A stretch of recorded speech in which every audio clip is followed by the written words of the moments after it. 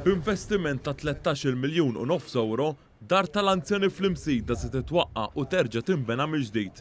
Dan tħabbar f'konferenza tal-aħbarijiet mill-Ministru għall-Anzjani Michael Farrugia fejn spjega kif din id-dar il-ġdida se tkun fuq 6 sulari u mistennija tilqa' l-ewwel residenti 3 sin oħra. Hawnhekk il-binja se tkun qed terġa' tinbena b'investiment ta' kważi 14 miljun euro għal dar li se tkun qed tisa' iktar minn 110 sodot apparti faċilitajiet oħrajn illi jilħqu l-istandards issettjati illum.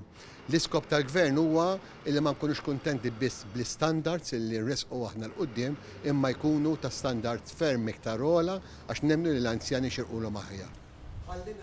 Il-Ministru Michael Farrugia spjega kif bħalissa qed jiġu evalwati l-offerti għal dan ix-xogħol. Spjega wkoll kif din id-dar kienet takkomoda 64 resident. Iżda din id-dar il-ġdida se toffri spazju għal 114 persuna.